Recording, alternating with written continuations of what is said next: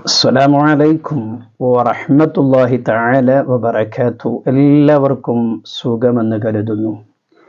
ഇന്നത്തെ പണക്കാരൻ നാളത്തെ യാചകനായി മാറാം. ഒരുപാട് ഉദാഹരണങ്ങൾ നമുക്ക് മുന്നിലുണ്ട്. വലിയ വലിയ പണക്കാരായിരുന്ന ആളുകൾ ഇന്ന് ഒരു ഗതിയുമില്ലാതെ വളരെ പ്രയാസപ്പെട്ടുകൊണ്ട് ജീവിക്കുന്നവർ, 2500-ഉം 3000-ഉം സ്ക്വയർ ഫീറ്റ് വീടെടുത്തവർ ഇന്ന് ആ വീടിൻ്റെ കരണ്ട് ബില്ലടക്കാൻ പോലും പണമില്ലാതെ, അതിൻ്റെ ആ വീടിൻ്റെ നികുതി അടക്കാൻ പോലും കഴിയാതെ പ്രയാസപ്പെട്ടുകൊണ്ട് ജീവിക്കുന്ന ഒരുപാട് ആളുകൾ നമുക്കിടയിലുണ്ട്. ഒരു സംഭവം പറയാം. മഹാനായ ഇബ്നു ഖല്ലിഖാൻ റളിയല്ലാഹു അൻഹു തൻ്റെ താരീഖിൽ വിവരിക്കുന്ന ഒരു സംഭവം കാണാം. മഹാനായിരിക്കുന്ന ഇമാം നവവി റളിയല്ലാഹു അൻഹുവിൻ്റെ കാലത്ത് നടന്ന സംഭവമാണിത്. ഒരു മനുഷ്യൻ, അദ്ദേഹം വലിയ പണക്കാരനാണ്, വലിയ സമ്പന്നനാണ്.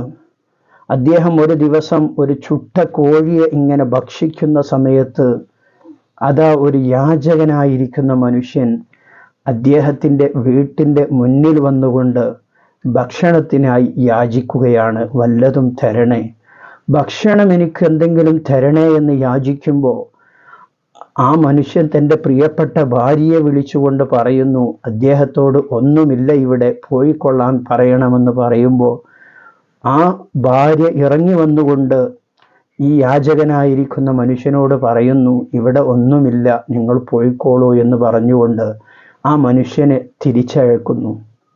ഒന്നും കൊടുക്കാതെ പറഞ്ഞയക്കുകയാണ്. യാചകനായ മനുഷ്യൻ്റെ മനസ്സിൽ വല്ലാത്ത വിഷമമുണ്ടായിട്ടുണ്ടാകും.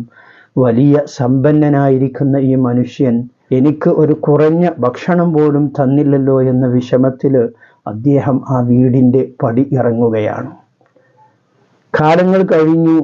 ഈ പണക്കാരനായിരിക്കുന്ന മനുഷ്യനും അദ്ദേഹത്തിൻ്റെ ഭാര്യയും തമ്മിൽ പിണക്കത്തിലാവുകയും രണ്ടുപേരും വലിയ പ്രശ്നത്തിലാവുകയും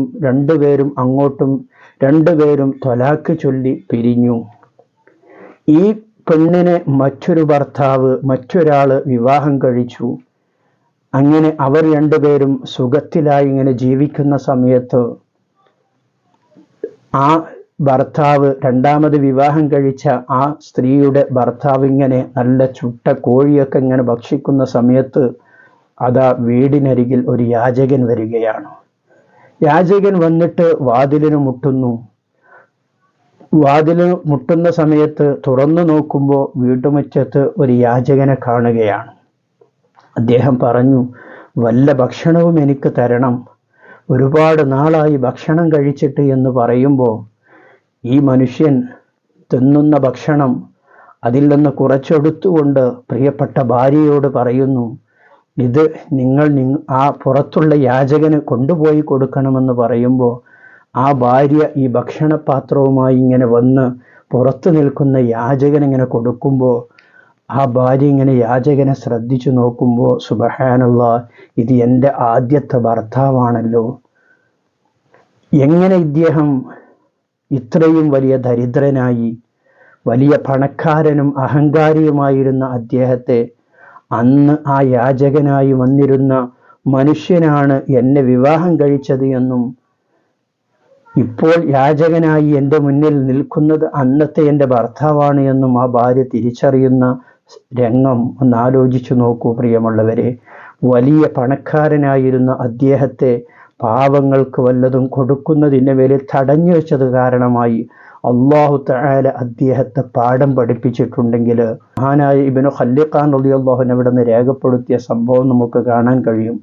അതുകൊണ്ട് തന്നെ നമുക്കുള്ളത് വളരെ ചെറിയ സമ്പത്താണെങ്കിലും ഇല്ലാത്തവർ നമ്മിലേക്ക് കൈ നീട്ടുമ്പോൾ അതിൽ നിന്ന് നാം വല്ലതും പാവപ്പെട്ടവർക്ക് നൽകാൻ വേണ്ടി ശ്രമിക്കണം. അല്ലാഹു തആല നമ്മയൊക്കെ നന്നാക്കി തരുമാറാകട്ടെ. നമ്മുടെ ജീവിതം നന്നാക്കിയെടുക്കാൻ നാം ഓരോരുത്തരും ശ്രമിക്കുക. അല്ലാഹു തആല തൗഫീഖ് നൽകുമാറാകട്ടെ. ചെറിയ വീഡിയോ എല്ലാവരിലേക്കും നിങ്ങൾ ഷെയർ ചെയ്തു കൊടുക്കുക. വീഡിയോക്ക് ഒരു ലൈക്ക് ചെയ്യുക. നിങ്ങളുടെ അഭിപ്രായങ്ങൾ കമൻ്റായി രേഖപ്പെടുത്തുക. അല്ലാഹു സുബ്ഹാനഹു തആല നമ്മുടെ എല്ലാ അഅ്മാലുകളും നമ്മിൽ നിന്ന് എല്ലാ പോരായ്മകളും തീർത്ത് പരിപൂർണമായി സ്വീകരിക്കുമാറാകട്ടെ. ആമീൻ ബിറഹ്മതിക യാ അർഹമർ റഹീമീൻ.